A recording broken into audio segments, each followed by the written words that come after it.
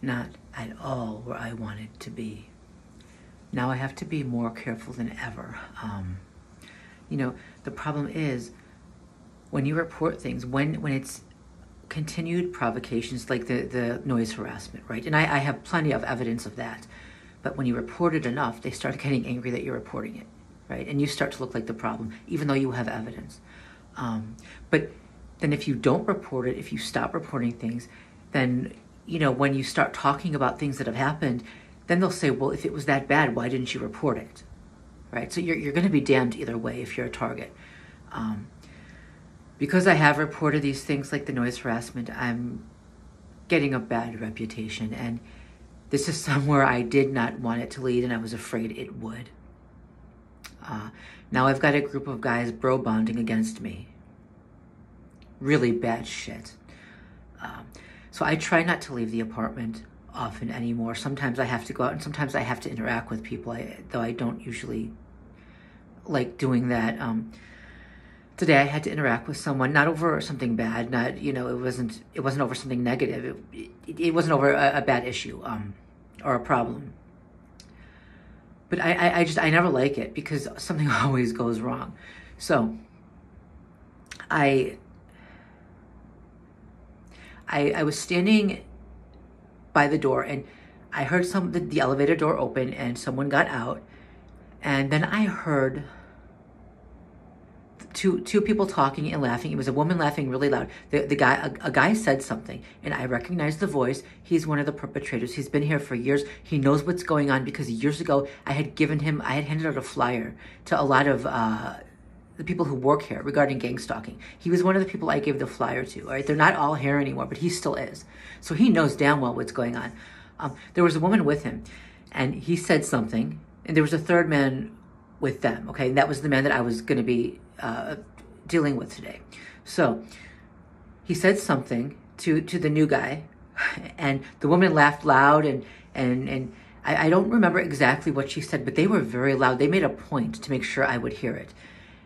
And the guy who got out of the elevator, the new guy, he's like, "Oh, I hear you, bro. All right, I'll take that into consideration. I gotcha."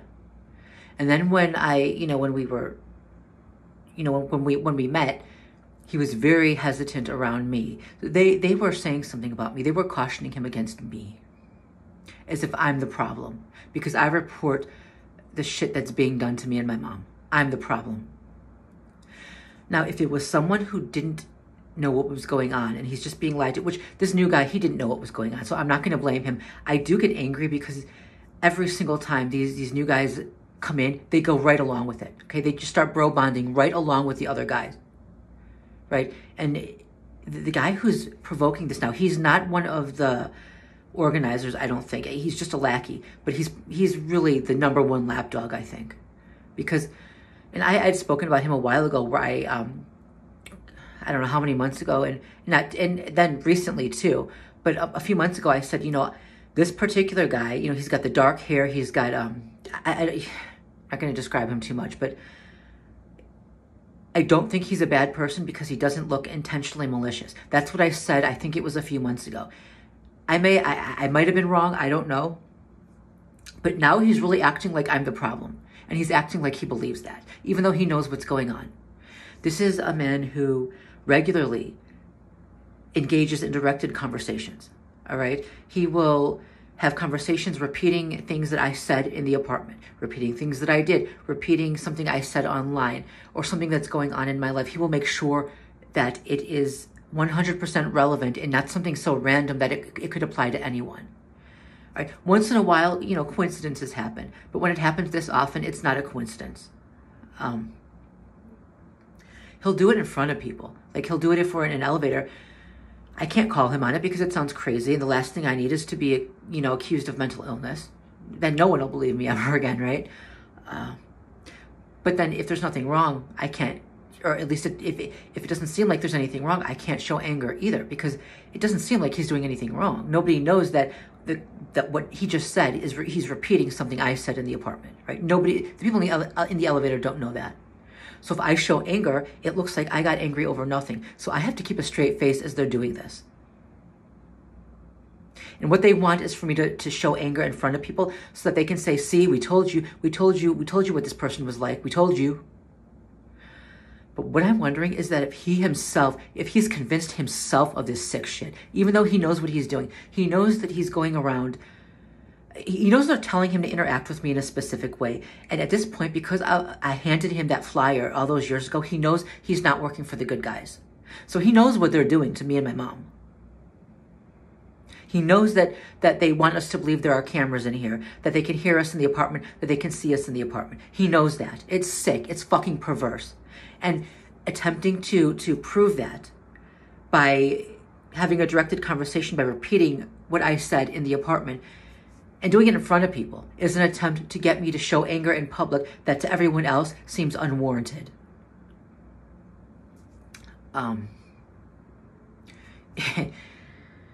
You know, it's kind of, and of course, you know, some people really are just stupid enough to, you know, they will be quote unquote warned about someone, and then they'll start acting weird around the person.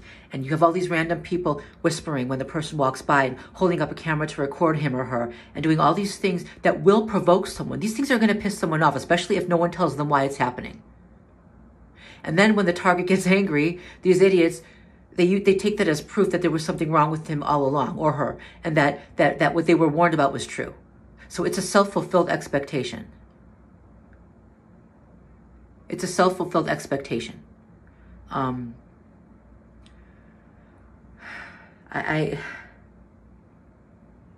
this is a situation I didn't want to be in, because now it's going to be harder to report. Because now if I'm getting the title of, you know, that person who just reports everything, are they going to call me a Karen or a Ken?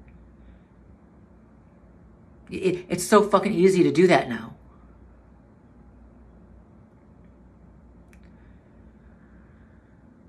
You know, or, I mean, you know, it's kind of like, you know, some guy who is arrested for resisting arrest. Okay, well, why was he being arrested to begin with?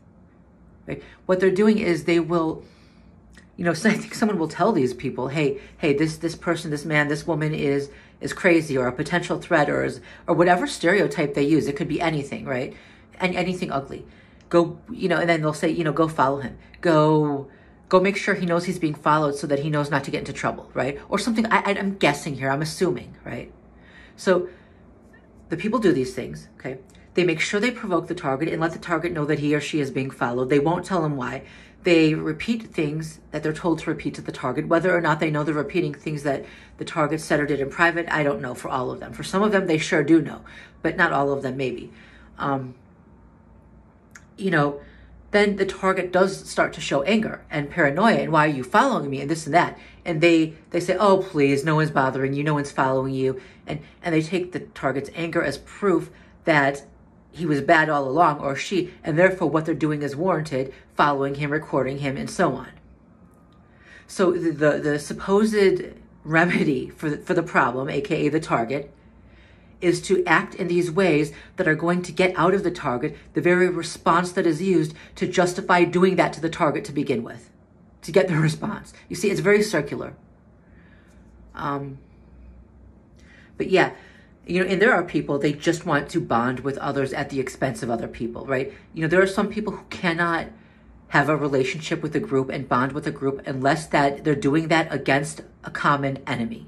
So an enemy has to be created, and they will latch onto whoever they get and run with it.